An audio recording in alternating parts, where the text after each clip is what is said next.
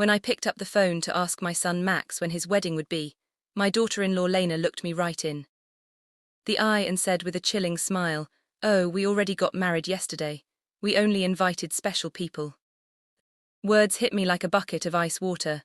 Special people, I who for 3 years had paid their monthly rent of $500, bought every piece of furniture in their house, and filled their refrigerator when they had nothing to eat. I was not a special person. I stood there in the living room of my own house, holding the phone as if it weighed 1,000 lb, watching my son avoid my gaze while Lena made herself comfortable on the sofa I had bought for them. The pale pink dress I had picked out for her wedding hung uselessly in my closet, along with the new shoes and the illusion of being part of the most important day of my only son's life. I had spent $200 on that dress, thinking about how nice I would look in Max's wedding photos in which I would never appear. For weeks I had planned every detail. I had put money aside to give them $1,000 as a wedding gift. I had called my sister Diana in Chicago to tell her the good news. I had cleaned my house from top to bottom, thinking they might come celebrate with me after the ceremony. All of that collapsed in a second with those 4 poisoned words. Only special people. Max finally lifted his gaze and said in a rehearsed sounding voice, "Mom, it was an intimate thing, very small, just the 2 of us. And the witnesses." But I knew it was a lie. I saw the photos on social media. I saw Lena's parents proudly posing next to the bride and groom. I saw her siblings toasting with champagne. I saw Lena's white dress, which I had helped finance with the $800 I had given her last month for her personal expenses. I saw everything I wasn't supposed to see. A week later, exactly 7 days after that humiliation, Lena called me with a completely different voice. She was no longer the confident woman who had excluded me from her wedding. Now she sounded desperate, almost pleading. "Renate, the rent is overdue. The landlord is pressuring us and says, if we don't pay this week, he will kick us out. You forgot to make the transfer." Her voice trembled slightly as if the world were ending. I was silent for a few seconds, remembering all the times I had run to the bank to make that transfer. All the times I had cancelled my own plans to make sure they had a roof over their heads. All the times I had eaten beans and rice so I could give them money for their desires. And now, after they had excluded me from the most important moment of their lives, they had the audacity to call me as if nothing had happened. "Lena," I said with a calm that surprised even me, "didn't I warn you that I only help special people?" The silence on the other end of the line was so deep that I could hear my own heart beating. For the first time in years, it was not I who was trembling but her. "Renate, I don't understand," she stammered. "We were always special to you. You're like a second mom to me." Lies, all lies, wrapped in that sweet voice she only used when she needed something, the same voice she had used to ask me for money for the wedding dress, for the honeymoon, for the rings, which I had helped finance without knowing I would never see the ceremony where they were exchanged. For so many years I had this constant feeling of walking on eggshells, weighing every word, every gesture, every gift, hopping to get a crumb of affection from my own son. I was the perfect mother, the obliging mother-in-law, the silent provider who never protested when they treated me like I was invisible. But that phrase, "only special people," awakened something in me that had been dormant for far too long. I had calculated in my head how much money I had spent on them in those 3 years. Between rent, food, gifts, emergencies, and whims, it was over $20,000. $20,000 I had taken from my retirement, from my savings, from the money my late husband had left so I could live my last years in peace. And what was all that for? To be treated like a stranger on my own son's wedding day. That night after I hung up, I sat on my bed and cried, but they weren't tears of sadness. They were tears of anger, of accumulated frustration, of years of silently endured humiliation. I cried for all the times they made me feel that my love was a burden, my presence a hindrance, my money the only thing I had to offer. I cried for the foolish mother I had been, for the woman who had lost herself, trying to be indispensable to those who considered her dispensable. When I woke up the next morning, something inside me had changed. It was not just the pain of betrayal, It was something deeper, colder. I stood up and looked at myself in the bathroom mirror. The same tired eyes as always, the same wrinkles that told stories of years of giving love without getting it back. But there was something else in my gaze, a hardness I didn't recognize, a determination that had been buried under years of compliance.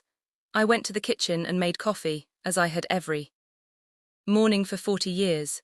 But this time I didn't think about calling Max to ask how he had slept.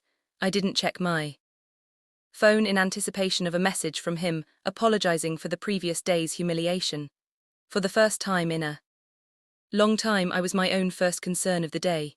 I sat at the table where I had so often planned surprises for them, counted bills for their expenses, and cried silently when they treated me with indifference. Now this table would be a witness to something completely different.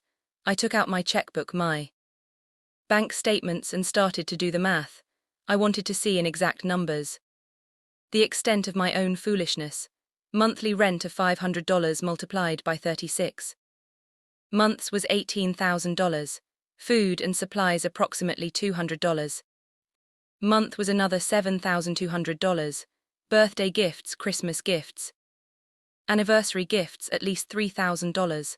Lena's medical emergencies $800. The car loan they never paid me back, $2,500. The air conditioner repair in their apartment, $600. The living room furniture, $1,200. $33,400. That was the exact sum of my generosity. $33,400 I had wasted from my husband's inheritance, from my pension, from the savings I had put aside penny by penny for decades of honest work. All that money thrown out the window to keep two adults comfortable who couldn't even pretend to respect me. The phone rang and I saw Max's name on the screen. Normally, my heart would have pounded as I ran to answer, hoping he would finally apologize and explain that everything had been a misunderstanding, but this time I let it ring once, twice, 3 times. Finally it fell silent, and I continued drinking my coffee as if nothing had happened. 10 minutes later it rang again. This time it was Lena. I let it ring too, then a text came from Max. "Mom, please answer, we need to talk." I deleted the message without replying. At 2:00 in the afternoon, I decided to go for a walk. I hadn't done that in months without a specific purpose, without an errand related to them. It was always the bank for transfers, the supermarket to buy them something they needed, the pharmacy for Lena's medications. Today I went for a walk just because I wanted to. I walked past the park where I had often taken Max as a child. I remembered that sweet boy who hugged me tight and said I was the best mom in the world. When had he become this man who treated me like an ATM with feelings? When did I start confusing love with money? When did I start to believe I had to buy my own son's affection? At the bank, where I had so often made automatic transfers, I stopped in front of the door. The branch manager, Mr. Clean, saw me through the glass and waved. I had known him for years. He had processed every one of my transfers to Max and Lena. He had watched my account drain month after month to fill theirs. I went inside and walked directly to his office. "Mr. Klein," I told him, "I need to cancel the automatic transfers I have programmed." He looked at me surprised.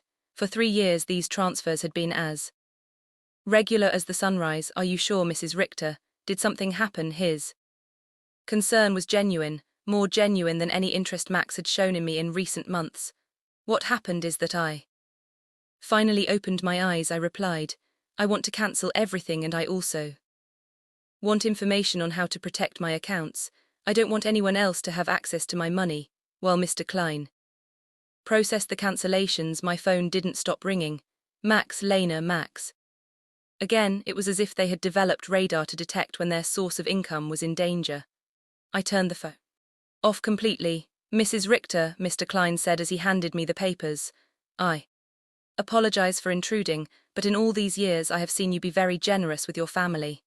I hope you are not being pressured to make these changes." His words touched me deeply. This man, who barely knew me beyond bank transactions, showed more genuine concern for my well-being than my own son. "I'm not being pressured, Mr. Klein. On the contrary, I have finally stopped pressuring myself.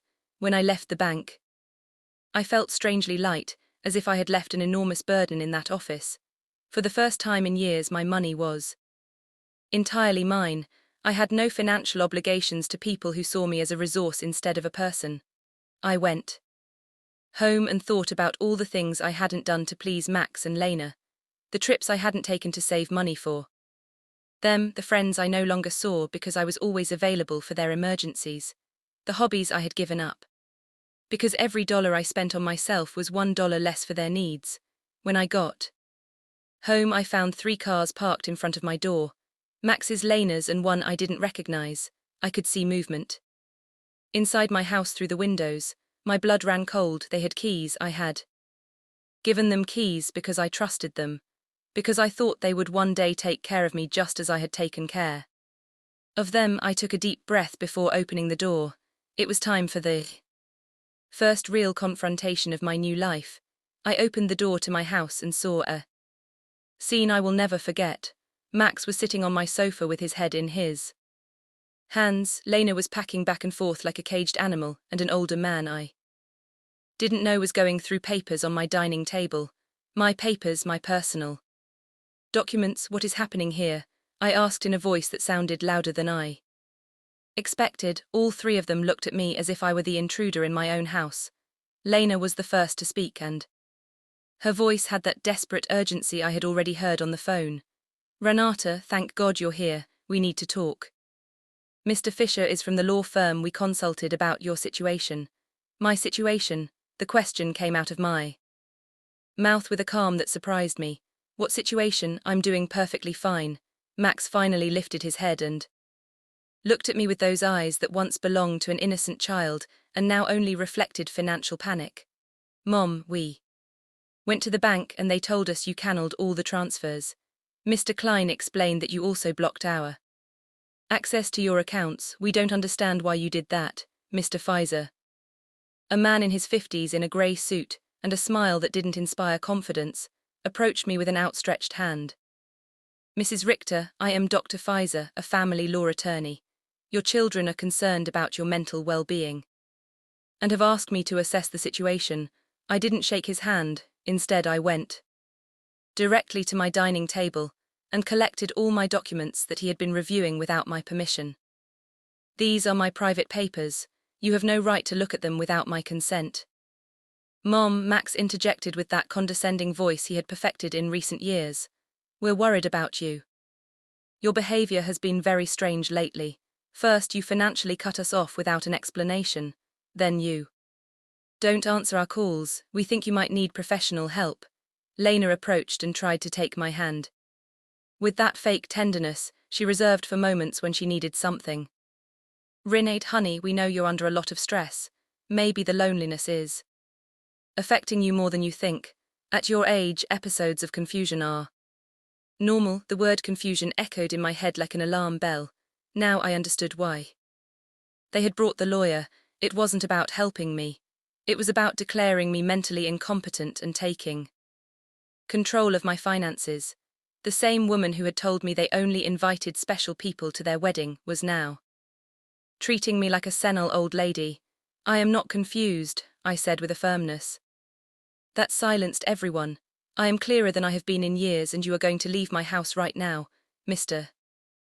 Fisher interjected with that professional voice lawyers use when they want to sound reasonable. Mrs. Richter, I understand you feel overwhelmed, but your children have a right to intervene if they believe your ability to make financial decisions is impaired. They have documented several concerning behaviors. Concerning behaviors? The laugh that came from my throat was horsaro, almost cruel. Like what? Deciding that my money belongs to me, deciding to no longer finance the lives of 2 adults who treat me like trash. Lena jumped up as if I had slapped her. We never treated you badly. You are part of our family. Everything you have will belong to us one day anyway. We are just speeding up the process. There was the naked, unvarnished truth. Everything I had would one day belong to them. In their minds, I was already dead, and they were just collecting their inheritance in advance. It didn't matter if I had 70 years or 70 days left. To them, I was just an ATM with legs that had become Problematic, out, I said, pointing to the door. All three of you get out of my house. Max stood up with that angry childlike face he made when he didn't get his way. Mom, we can't just leave. We have obligations. The rent, the car payments, the credit card you co-signed for, you can't just cut us off from one day to the next. I can't. My voice rose for the first time in the entire conversation. Who says I can't? For years I have paid rent that wasn't even in my name. I filled a refrigerator in a house where I was not welcome. I financed a life that clearly had no place for me. Mr. Fisher took a folder from his briefcase and placed it on my table. Mrs. Richter, we have prepared some documents that could facilitate this transition. A power of attorney that would allow Max and Lena to manage your finances more efficiently. This would just be temporary until you feel better. I took the folder and without even opening it, threw it directly into the trash can.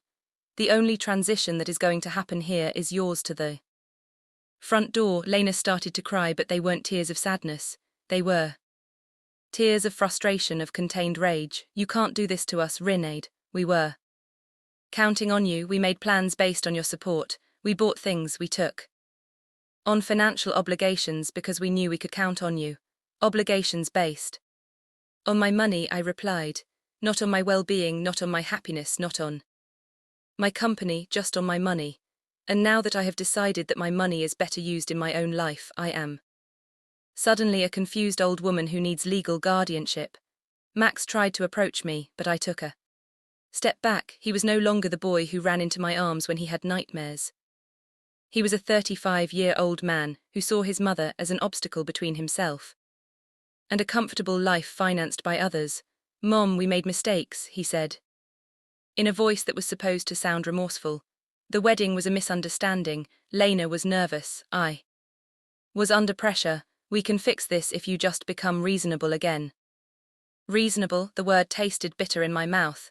Being reasonable means continuing to pay for your life while you treat me like a stranger. It means pretending it doesn't hurt to have been excluded from the most important day of my only son's life.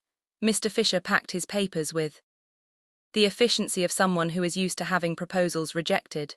Mrs. Richter, this is not over. Your family has legal options. If you are indeed making irrational decisions due to mental health problems, a judge can determine that you need guardianship. His words were like a blow, I realized. This was not just a manipulative family visit, it was a real legal threat. They wanted to declare me incompetent to manage my own affairs. Mr. Fisher, I said, looking him directly in the eyes, I suggest you do your research thoroughly before you threaten a 71-year-old woman who has managed her finances flawlessly for 40 years, who raised her son alone after the death of her husband, who ran a household and worked honorably until retirement, and who until last week financially supported two completely capable adults. Lena stopped crying and looked at me with a coldness that finally showed her true face. This won't stay like this. Renati, we have rights and lawyers too. Perfect, I replied, hire all the lawyers you want, with your own money of course, because mine is no longer available to finance your legal tantrums. The three of them walked to the door with the wounded dignity of people who are not used to being told no. Before he went out, Max turned to me one last time. Mom, this is going to end very badly for you. You're going to end up alone with no one to take care of you when you really need it. Max, I said with deep sadness but also with crystalline clarity, I am already alone. The difference is that now it's by my own choice, not by your neglect. As I closed the door behind them, I stood in my living room, surrounded by the most beautiful silence I had heard in years. It was the silence of freedom. That night I couldn't sleep, but not out of sadness or regret, but out of adrenaline from having reclaimed control of my own life. I lay awake in bed, planning my next steps like a general preparing for a battle.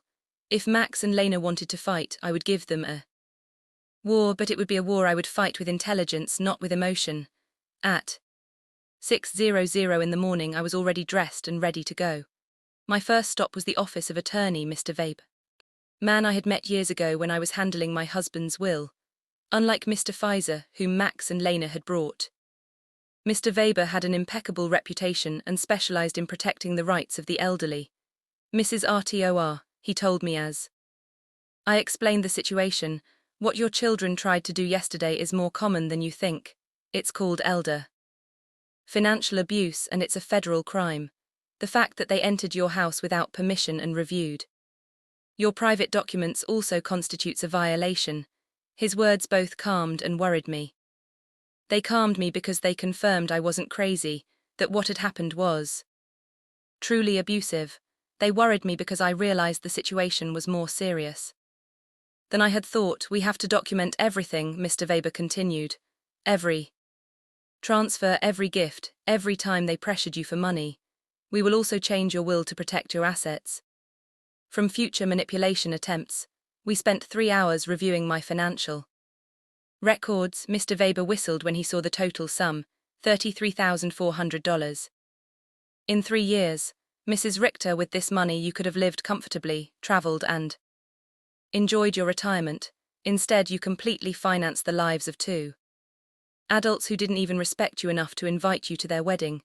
When I left Mr. Weber's office, I had a complete plan. First, I would change all the locks on my house. Second, I would install a security system with cameras to protect myself from future surprise visits. Third, I would open a new bank account at a different bank where they had no contact. And fourth, I would start living the life I had postponed. For years, my next stop was the hardware store. The owner, Mr. Summer, had known me for years because I was always buying things to fix Max and Lena's apartment. This time was different. Mrs. RTOR, what brings you here today? Another emergency with your son, he asked with the familiarity of a person who had silently witnessed my wasted generosity. No, Mr. Summer, this time it's for my own house. I need to change all the locks and I want them to be of the best quality. He looked at me surprised but asked no questions. While I was choosing the locks, his son Ethan, who installed security systems, came by. It was Providence in action. Ethan, I told him, I also need to install surveillance cameras, the complete system. The price is not an issue. While they were preparing everything for the installation the next day, I received a call from an unknown number. It was Lena calling from someone else's phone, because I had blocked her number after the previous day's confrontation. Renata, it's Lena, please don't hang up, we need to talk like civilized adults. Speak, I said dryly. Listen, I understand you're upset about the wedding. It was a mistake. Max and I have talked about it and we want to make it up to you. How about we have a special dinner to celebrate our wedding? With you, we can do it at your house, cook together like we used to. The manipulation in her words was so obvious that I almost had to laugh. Lena, how much rent do you owe exactly? The silence on the other end confirmed that I had hit a nerve. Well, it's 2 months, $1,000 total, but I'm not just calling for that, Renati. We really miss you in our lives. Do you miss me or my money? I asked directly. Both, she replied with a surprising honesty. Renat, I won't lie to you. Yes, we need your financial help, but we love you too. You're important to us. If I'm so important, I said, why wasn't I important enough to be at your wedding? Why am I not important enough to get a call that doesn't ask for money? When was the last time you called me just to ask how I was doing?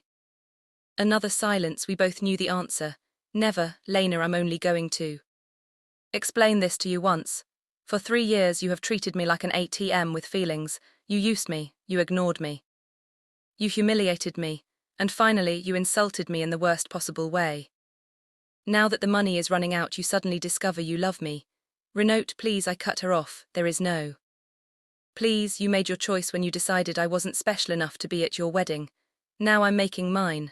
I hung up and turned the phone off completely. I didn't want any more interruptions on my day of liberation. That afternoon, I went to the beauty salon I hadn't been to in over a year. I always cancelled my appointments because Max or Lena needed something urgent, or because the money I had set aside for myself became an emergency for them. Mrs. Richter, my favorite hairstylist, Cynthia, called out. What a surprise. I thought you had forgotten us. I didn't forget you, Cynthia. I just forgot that I also deserve to be pampered. I treated myself to the full treatment, cut, color, manicure, pedicure, for the first Time and years I spent money on myself without feeling guilty, while Cynthia worked on my hair. She told me about her life, her children, her dreams. It was refreshing to have a conversation that didn't revolve around Max and Lena's needs. You look beautiful, Mrs. Richter, she said when she was done. But more than that, you look free. Did something good happen? Yes, Cynthia, I finally learned to say no. When I got home that afternoon, there was a car in front of my door that I didn't recognize. My heart raced for a moment, thinking Max and Lena might have come back with reinforcements, but as I got closer, I saw an older woman sitting on the steps of my porch. Mrs. Richter, she asked as I got out of the car. Yes, that's me. Can I help you? I'm Elena Brooks. I live next door. We've been neighbors for years, but we've never had a chance to talk. Yesterday I heard very loud voices in your house and I got worried. Is everything okay? Her sincere concern touched me deeply. Here was a stranger who showed more interest in my well-being than my own son. Come in. Mrs. Brooks, I'll make you a coffee, and I'll tell you a story you won't believe. While I was making coffee, I told her the whole situation. Elena listened without interrupting, nodding occasionally, and when I finished my story, her eyes were filled with tears. Mrs. Richter, she said, you did the right thing. I went through something similar with my daughter 5 years ago. I also thought it was my duty to finance her adult life. I also believe they wouldn't love me if I didn't give them money. What happened? I cut off the money when I realized they only called me when they needed something. At first it was terrible. They threatened me, emotionally blackmailed me, tried to make me feel guilty. But after 6 months my daughter called to genuinely apologize. Now we have a real relationship based on love, not on money. Her words gave me hope and confirmed that I had made the right decision. Do you think Max and Lena will understand one day? Maybe yes. Maybe no, she answered honestly. But that's no longer your responsibility, Mrs. Richter. Your responsibility now is to live your own life. That night, for the first time in 3 years, I went to bed without worrying about whether Max and Lena had money for rent, for food, for their whims. I went to bed thinking about myself, my plans, my future, and I slept better than I had in years. The next day, Ethan and Mr. Summer came at 8:00 in the morning to change the locks and install the security system. While they worked, my phone didn't stop ringing from unknown numbers. Lena was still trying to contact me from different phones, but I had developed a new skill, completely ignoring calls that didn't suit me. Mrs. Richter, Ethan said as he installed the cameras, this system will give you absolute peace of mind. You can see from your phone who is coming to your house even when you're not here. And if someone breaks in without permission, an alert is automatically sent to the police. The irony was not lost on me. I was installing a security system to protect myself from my own son, but it didn't hurt as much as it used to. It was simply a practical measure to maintain my newfound peace.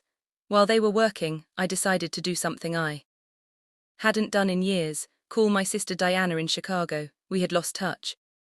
Because every time we talked, I would tell her about Max and Lena's successes, about how much money I had spent on them, about how proud I was to be able to help them. I now realized that our conversations had become financial reports disguised as family news. Rinade, Diana answered, surprised. Sister, how are you? We haven't spoken in months. I'm good, Diana, better than good. I'm calling you to tell you that I've finally come to my senses. I told her the whole story from the beginning. The secret wedding, the humiliation, the visit with the lawyer, my decision to cut off the funding. Diana listened to me in silence, and when I was done, her answer surprised me. Rinade, sister, it was about time. Every time we spoke, it broke my heart to hear you brag about how much money you gave them, as if love could be measured in dollars. I wanted to tell you something, but I didn't know how. What did you want to tell me? That Max never spoke lovingly about you when I saw him at family gatherings. It was always my mom helped me with this, or my mom bought me that, but never I miss my mom or I love my mom. It was as if you were a service provider, not a person. Her words hurt, but it was a necessary pain, like when a doctor cleans an infected wound. It hurts, but it's part of the healing. You know what else I noticed? Diana continued. Lena always spoke about you in the future tense. When Renate is no longer here, We can remodel her house, or when we inherit, we will invest in the business. As if they were waiting for you to die to really live. This revelation hit me like a bucket of ice water. They didn't just see me as an ATM, they saw me as a temporary obstacle between them and their money. While I was trying to make them happy, they were planning their future without me. After talking with Diana, I sat in my kitchen processing all this information. Years of marriage to a man who truly loved me, 35 years of raising my son alone after my husband's death, and 3 years of financing 2 adults who saw me as a $100,000 obstacle. The doorbell rang, and on the new cameras I saw it was Elelina with a mug in her hands. I opened the door and she handed me a fresh brewed coffee. I thought you might need some company after everything you told me yesterday, she said with that sincere smile I had already come to appreciate. We sat in my living room and Alina told me more details from her own experience. My daughter said the exact same thing to me that Lena says to you. You're like a second mom to me. We're special to you. Everything will be ours one day anyway. Those are rehearsed phrases, Mrs. Richter. They learn them from the Emotional Manipulation Handbook. Do you think such a handbook exists? I asked half jokingly. Not officially. But it seems everyone reads from the same book. Chapter 1 is make her feel indispensable. Chapter 2 is create constant financial emergencies. Chapter 3 is when she resists, question her mental health. We laughed, but it was a bitter laugh. It was both funny and tragic to recognize such predictable patterns in our own children's behavior. Did you ever feel guilty for cutting off the money? I asked Alina. Every single day for the first 3 months, she answered honestly, but then I started to see the results. My daughter had to get a second job. Her husband stopped playing golf every weekend and started looking for extra work. They learned to live within their means. And more importantly, they learned that I was a person, not a resource. That afternoon, I decided to do something I had postponed for years. Visit my husband's grave. I always made excuses not to go because Max or Lena needed something urgent, or because the taxi fare was better invested in one of their emergencies. The cemetery was quiet and beautiful. Robert's grave looked a bit neglected because I hadn't been there to clean it in months. I sat on the grass next to his headstone and talked to him as if he were alive. Robert, my love, I think I lost myself. For a while, after you left, I put all my energy into Max. I wanted to be the best mother in the world, thinking somehow he would grow up without a father, but I think in the process I forgot to be myself. The wind blew gently and for a moment I felt like he was listening to me. Our son has become someone I don't recognize, or maybe he was always like this and I didn't want to see it. His wife is well, you know how she is. The money you left for me to live peacefully, I spent it taking care of them. But not anymore, my love. I have learned. I cleaned his grave, replaced the withered flowers with new ones, and stayed there for another hour simply enjoying the peace. For the first time in years, I was not in a hurry to get home to solve a crisis for Max and Lena. When I got home, there were 3 cars parked in front of my door again. My heart raced, but this time I was prepared. The cameras showed me that it was Max, Lena, and 2 other people. Didn't recognize. Everyone seemed agitated, talking to each other and pointing at my house. I didn't get out of the car. Instead, I called Mr. Weber, my lawyer. Mr. Weber, they are at my house again. This time they've brought more people. What should I do? Don't get out of the car, Mrs. Richter. I'll be there right away and I'll call the police. After our conversation yesterday, I requested a temporary restraining order. They are not allowed to be on your property. Minutes later, Mr. Weber and 2 police patrol cars arrived. I watched the officers talk to Max and Lena, saw my son gesticulate angrily, saw Lena crying again, but this time her tears did not move me. One of the officers approached my car. Ma'am, you can get out safely. Your visitors are going to leave immediately. As I got out of the car, Max shouted at me from the street. Mom, this is ridiculous. We're your family. You can't call the police on your own son. Max, I replied with a calm that surprised even me. Family doesn't threaten lawsuits for mental incompetence. Family doesn't break into people's homes without permission. Family doesn't treat their mothers like ATMs. Lena screamed from across the street. You're going to pay us everything you owe us. We have bills you co-signed for, you can't just abandon us. Like this, Mr. Weber interjected. Mrs. Brooks, any future communication must be through my office, and I suggest you consult with an attorney before making collection threats because my client has full documentation of all the payments she voluntarily made for 3 years. I watched them drive away in their cars, defeated but not giving up. I knew this wasn't over, but for the first time in this situation I felt confident. I had professional help, I had emotional support from Elena, and more importantly I had mental clarity about what was right and what was wrong. That night Elena invited me to her house for dinner. I met her daughter who was visiting, and I was able to see with my own eyes what a healthy family relationship looked like. They spoke respectfully to each other, asked sincerely about each other's lives, and laughed together. The daughter didn't ask for money once the entire evening. I wanted that with Max too, I confessed to Elena after her daughter had left. And maybe you'll get it one day, she replied. But first he has to learn that you are a person who deserves respect, not just a source of income. For the first time in weeks, I went to bed feeling hopeful about the future. The next few days were strangely peaceful. The surveillance cameras showed me that Max and Lena were driving past my house several times a day, sometimes slowly, sometimes they parked for a few minutes but without getting out. It was as if they were studying my routine, looking for the perfect moment for their next move. Mr. Weber had advised me to document every one of these visits, so I kept a detailed log with the date and time. Their persistence will work in our favor, he had said. Every time they show up after we've told them not to approach, it strengthens our case for a permanent restraining order. On Friday morning I was calmly having breakfast when the doorbell rang. The cameras showed me a very well-dressed young woman with a folder in her hands and a professional smile. I didn't recognize her, but something about her posture told me it was not a social visit. Good morning, Mrs. Renati. Richter, she said as I opened the door. I am a social investigator from the Office of Senior Services. We have received a report that you may be in an at-risk situation, and we need to conduct a wellness check. My blood ran cold. Max and Lena had escalated the situation. It was no longer just threats from private lawyers, now they had involved the government. Can I see your ID? I asked, trying to stay calm. Of course, she showed me an official ID that looked genuine. I am social worker Mrs. Schmidt. Can I come in and talk to you?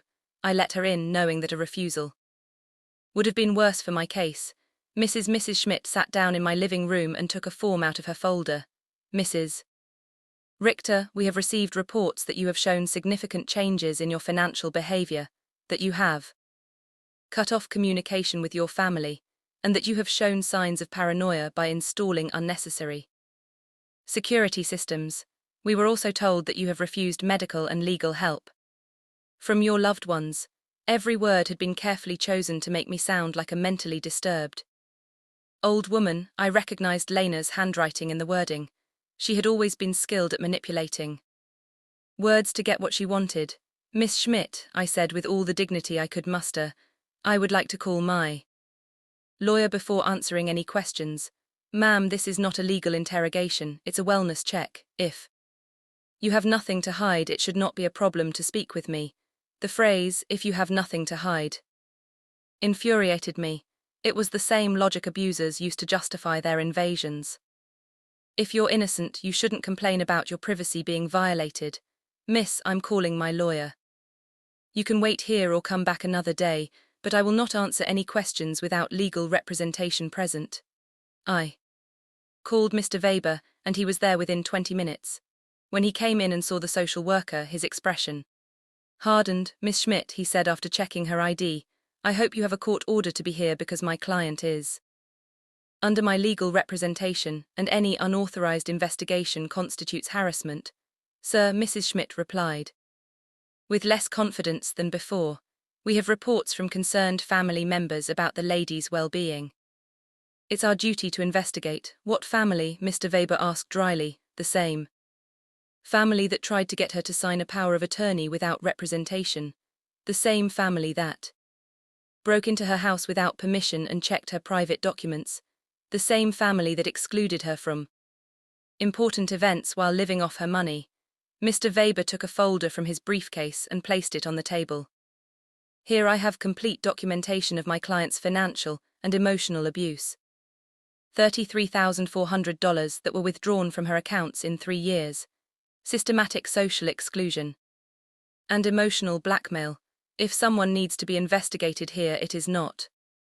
My client, Mrs. Schmidt, reviewed the documents with growing discomfort.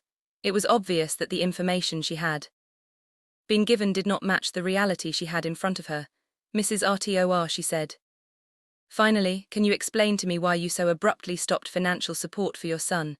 Because I finally discovered they were using me, I replied simply, because I realized that to them I wasn't a mother, but a bank account, because I was tired of financing the lives of people who saw me as an obstacle. But don't you feel it's your responsibility to help your family?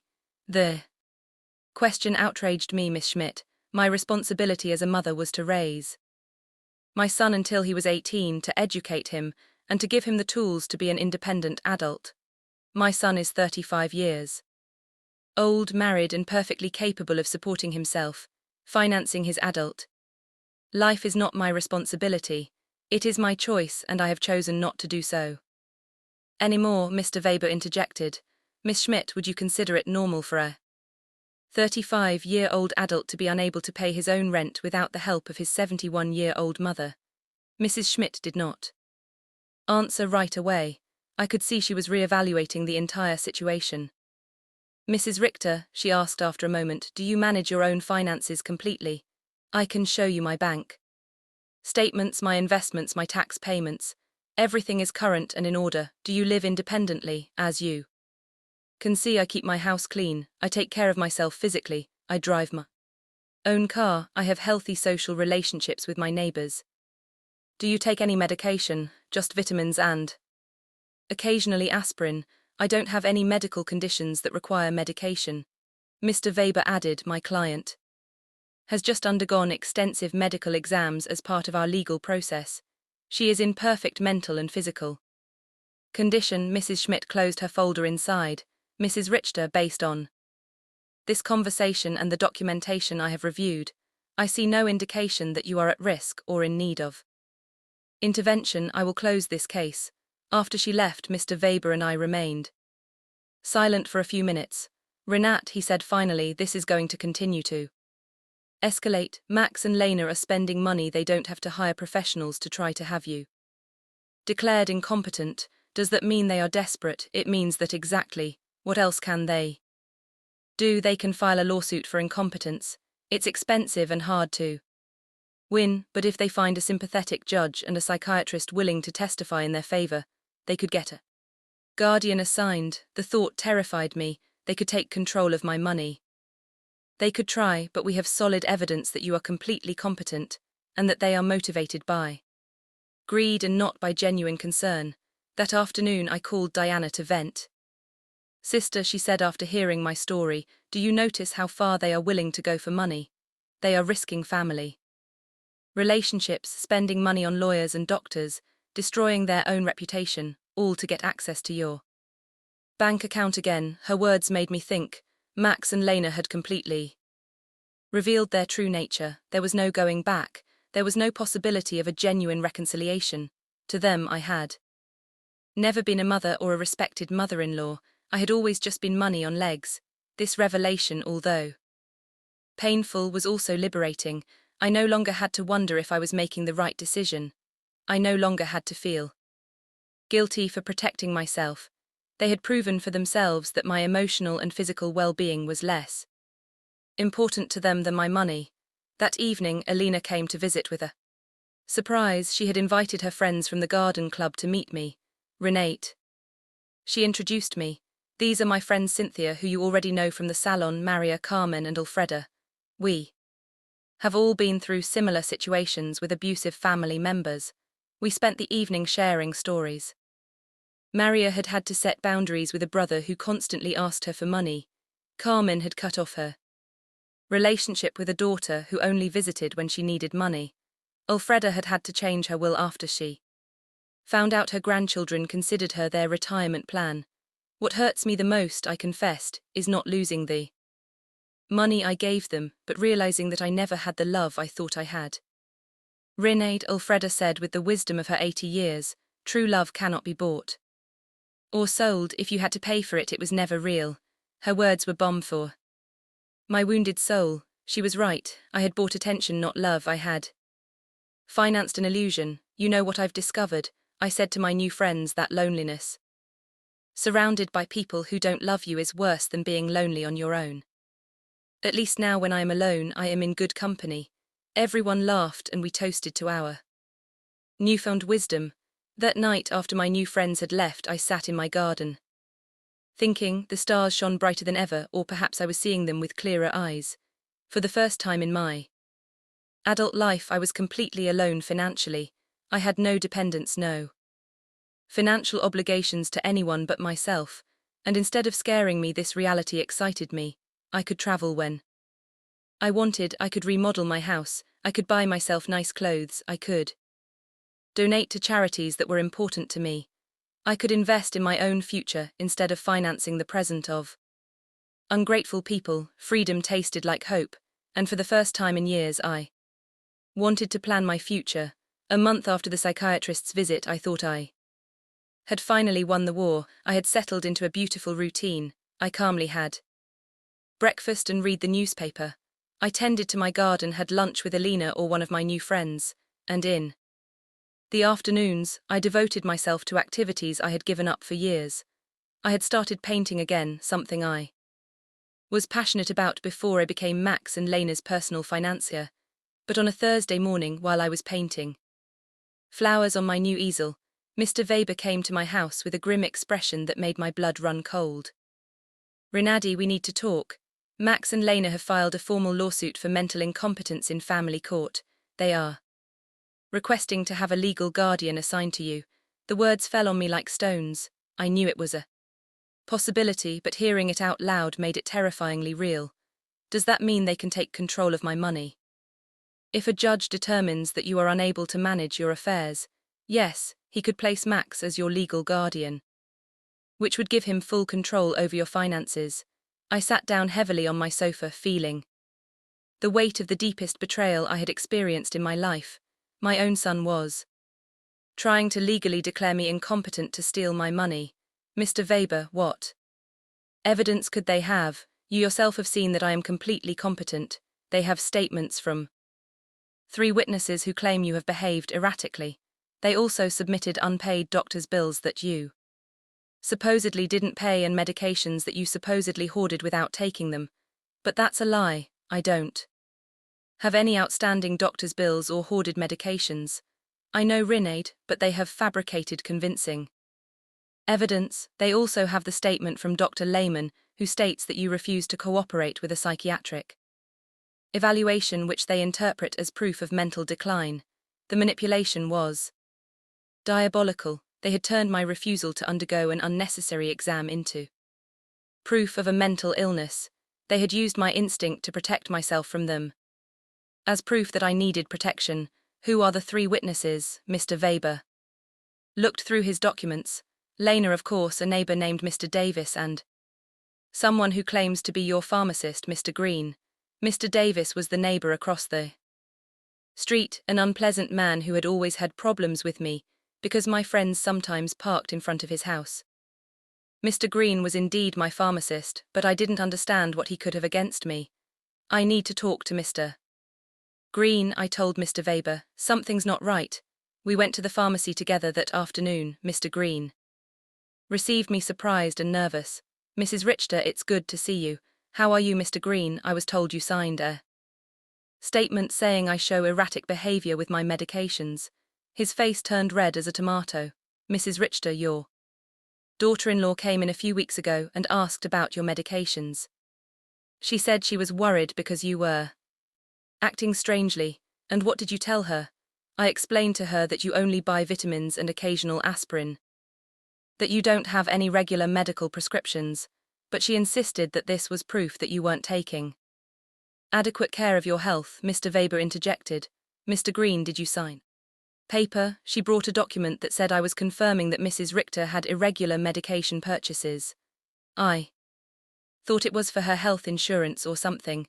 I didn't know it was for a lawsuit. My own pharmacist had been tricked into signing something he didn't fully understand. Lena's manipulation knew no bounds.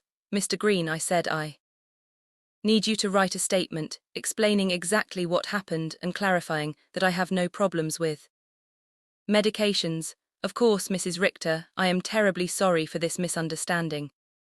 After the pharmacy, we went to confront Mr. Davis. When we knocked on his door, he received us with obvious hostility. What do you want, Mr. Davis? Mr. Weber said, I understand you signed a statement about my client's behavior.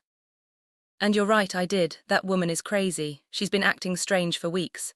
Can you be more specific about the behaviors you observed? Installing cameras as if she lived in a war zone, having strangers visit all the time, yelling at her family in the street. I realized Mr. Davis had taken everything out of context. The cameras had been installed for protection. The strangers were my new friends. The yelling was me defending my house from Max and Lena's invasions. Mr. Davis, I said, do you know why I installed the cameras? No, and I don't care, to protect myself from my son and daughter-in-law who broke into my house without permission and threatened me. That's what a crazy person would say, he replied. Cry. There was no way to reason with him. His statement was based on superficial observations maliciously interpreted. That evening Mr. Weber and I sat down to plan our defense. Rinaldi, we need our own psychiatric evaluation. I have a colleague, Dr. Moore, who is an expert in assessing mental capacity. She can officially confirm that you are completely competent. What if Max and Lena have bribed the judge? What if none of this matters, because they have already decided to declare me incompetent? Rinaldi, the legal system is not perfect, but it's not completely corrupt either. We have solid evidence of your mental competence and their financial motivations. We are going to fight this. The next day I went to my appointment with Dr. Moore. She was a woman in her 50s with kind but astute eyes. Mrs. Richter, I'm going to ask you a series of questions and tests to assess your mental capacity. Take your time and answer honestly. For 2 hours she asked me questions about my memory, my reasoning ability, my financial understanding, my emotional health. She also gave me cognitive tests and asked me to solve mathematical and logical problems. Mrs. Richter, she said at the end, your results are well above average. For your age, you are not only mentally competent, but your cognitive function is excellent. Doctor, why do you think my family is doing this? Based on what you've told me and the documents I've reviewed, this seems to be a classic case of elder financial exploitation. Unfortunately, it's more common than people think. I left the consultation feeling validated but also sad. The professional confirmation of my mental health was a relief, but it also confirmed that the lawsuit was real and necessary. That afternoon, Elena organized an emergency meeting with all our friends from the garden club. When I told them about the incompetence lawsuit, everyone was outraged. Renate Maria said, we will testify in your favor. We have been with you for weeks and anyone can see that you are doing great. Better than great, Cynthia added. You are clearer and stronger than many 40-year-old women I know. Elfreda with her 80-year-old wisdom took my hands. Renate, my dear, what your children are doing is nothing new. For generations, greedy children have tried to declare their parents insane to get their money. But you have something many of these victims didn't have: documentation, legal support, and friends who can testify for you. Her words gave me hope. I was not alone in this fight. I had an army of strong women who had witnessed my transformation firsthand. You know what the saddest thing about all this is? I said that Max and Lena are willing to destroy any future possibility of reconciliation for money. Even if I were willing to forgive everything so far, there's no going back from this, and maybe that's for the best, Cynthia replied. At least now you know exactly who they are and you can act accordingly. That night, for the first time since this nightmare began, I really cried, not out of sadness but out of grief. I said my final goodbye to the son I thought I had, to the dream of a loving family, to the illusion that unconditional love was reciprocated. But something new also emerged within me, an iron determination not to let myself be stripped not only of my money, but also of my dignity and my freedom. The The war had officially begun, but I was ready to fight. The trial came 3 weeks later. I woke up early, put on my best black suit, and looked at myself in the mirror with a determination I had never felt before. Today, not only my mental capacity would be judged, my dignity as a person, my right to live free from abuse, my value beyond my bank account would be judged. Mr. Weber came at 7 in the morning to go over our strategy 1. Last time, Renate, remember, the burden of proof is on them. They have to prove that you are incompetent. We just have to show that you are not. And what if the judge is already biased? Judge Miller has a reputation for being fair. I researched his past cases and he doesn't automatically favor families. He is dedicated to protecting the rights of the elderly. We arrived at the courthouse at 9:00 in the morning. In the hallway I saw Max in a new suit that he probably bought for the occasion, and Lena dressed in black as if she were at a funeral. Maybe it was the funeral of our family relationship. When our eyes met, Max avoided my gaze, but Lena held my gaze with a coldness that confirmed that for her, this was just a business transaction. Their lawyer was an older, elegant man with the kind of confidence that comes from winning similar cases before. When he began his opening statement, his strategy was clear: to portray me as a confused old woman who had been manipulated by strangers to alienate me from my loving family. Your Honor, he said in a solemn voice, Mrs. Renate Richter has shown a clear mental decline in recent months. She has cut off all financial support for her family without a rational explanation. She has installed unnecessary security systems due to paranoia and has isolated herself from her loved ones under the influence of neighbors and lawyers who are obviously taking advantage of her vulnerable situation. Every word had been carefully chosen to make my self-empowerment sound like dementia and my freedom sound like external manipulation. Then they called their witnesses. Lena was the first to testify, and her performance was Oscar worthy. She cried as she described how I had completely changed, how I had become hostile and paranoid, how I had isolated myself from the family that loved me. Your Honor, she said in a trembling voice, Renate has always been like a second mom to me. Seeing her mental decline has been devastating. We just want to help her get the care she needs. Lies wrapped in convincing tears. When Mr. Weber cross-examined her, the cracks in her story began to become visible. Mrs. Schuster, can you tell the court when was the last time you called my client without asking for money? Lena stammered. Well, we always talked about many things. Can you give me a specific date? I don't remember exact dates. Is it true that you and your husband got married without inviting my client? It was a very small ceremony. Is it true that when my client asked about the wedding, you told her that you had only invited special people? Lena's face turned red. Those words were taken out of context.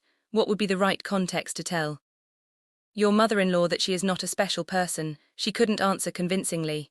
Max was next, seeing him on the witness stand, swearing to tell the truth while preparing to lie about my mental health was one of the most painful moments of my life. This was the boy I had raised alone, the one I had dedicated my entire life to. My mom has always been very generous with us, he testified, but lately she has become erratic and irrational. We believe she is being manipulated by people who are taking advantage of her. When Mr. Weber cross-examined him, the mask fell completely.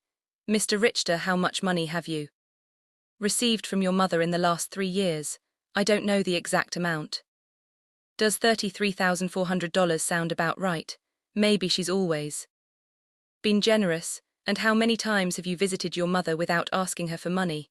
The silence was deafening. Is it true that you and your wife broke into my client's house without permission and checked her private documents? We were worried about her. Is it true that you brought a lawyer to pressure her into signing a power of attorney? We wanted to help her manage her finances. Do you at 35 years old need the help of your 71-year-old mother to pay your rent? Max couldn't answer with dignity. Mr. Davis testified about my supposed erratic behaviors, but when Mr. Weber asked him for details, he admitted that he had never spoken to me directly and that all his information was based on superficial observations. Dr. Lehman testified that my refusal to undergo an evaluation was proof of mental decline, but Mr. Weber submitted the documentation of our evaluation with Dr. Moore, which completely refuted his conclusions. Then it was our turn. Mr. Weber first called Mr. Green, my pharmacist, who explained how he had been tricked into signing a statement that distorted my medication buying habits. Dr. Moore testified about my excellent mental state and presented the results of the cognitive tests, which had been flawless. Mr. Summer from the hardware store testified about my mental competence and explained that my decisions to cancel automatic transfers were completely rational and had been processed correctly. Elena and my friends from the garden club testified about my clarity, my newfound vitality, and my ability to maintain healthy social relationships. Finally, it was my turn to testify.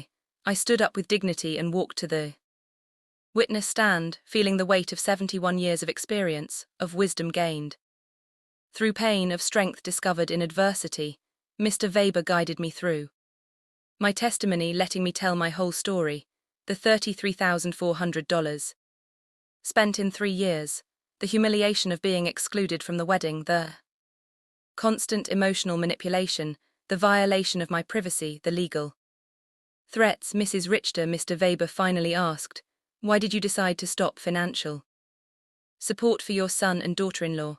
"Because I finally understood that what I was getting from them was not love," I replied in a clear, loud voice. It was a commercial transaction disguised as a family relationship. My money was welcome, but I as a person was not. "Do you regret your decision?" "I only regret that it took me so long to make it." Max's lawyer tried to make me appear confused during his cross-examination, but I answered every one of his questions with clarity and precision. When he tried to imply that my new friendships had manipulated me, I explained to him that for the first time in years I had relationships based on mutual respect and not on financial interest. In his closing argument, Max's lawyer insisted that I was a victim of external manipulation. Mr. Weber's rebuttal was devastating. "Your Honor, what we have seen here is not the case of an incompetent old woman, but that of a woman who has finally found the strength to free herself from years of financial and emotional abuse. The plaintiffs have presented no real medical evidence of mental incompetence. What they have presented is frustration because their source of income has decided to exercise her legal and moral right to protect her own resources." Judge Miller retired to deliberate for 2 hours that felt like 2 years. When he came back, his expression was serious but clear. After reviewing all the evidence presented, he began, "It is obvious to this court that Mrs. Rinade Richter is in full possession of her mental faculties. Professional psychiatric evaluations confirm her cognitive competence. Her financial decisions, as painful as they may be for her family, are completely rational and within her rights." My heart began to beat faster. Furthermore, the judge continued, "The evidence suggests that this lawsuit is motivated by financial interest rather than by genuine concern for Mrs. Richter's well-being. The court completely denies the request for guardianship. I had won. I had not only won the lawsuit but also my freedom, my dignity, my right to live free from the abuse of those who supposedly loved me. When we left the courthouse, I saw Max and Lena talking angrily with their lawyer. Lena gave me a look of pure hatred before she walked away. Max looked at me one last time, and for a second I saw something that could have been regret, but it was already too late. That night, Elena organized a celebration at my house with all our friends. We toasted to justice, to freedom, to the sisterhood of strong women who support each other. "Ranada," Alfreda told me, "today you didn't just win a trial, you won back your life." She was right. For the first time in years, the future was completely mine. I could travel, I could love, I could create, I could live without fear, without guilt, without manipulation. 3 months later, I sold my house and moved to a beautiful apartment near the city center.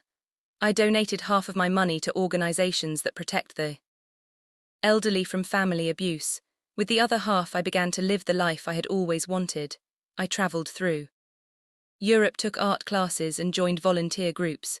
I never heard from Max. And Lena again. I heard from others that they had to move to a smaller apartment and that Lena had found a job for the first time in years.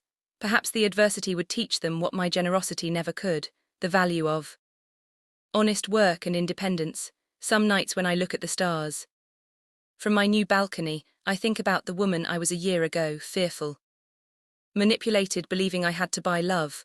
That woman is dead, and in her place someone has been born who has understood a fundamental truth. True. Love never has a price, and freedom is never too expensive. My name is Runady. I am 72 years old, and I have finally learned that the most important person I have to love and protect is myself. If you liked my story, you can support me by making a donation so I can write more stories. Thank you in advance. And you, what would you do in this person's place? I would love to hear your opinion, so please share it with me in the comments. I'm always curious about what you all think, and also write me where you heard this story. For more life stories like this, like the video and subscribe to my channel. There are many other stories waiting for you. With heartfelt greetings until next time.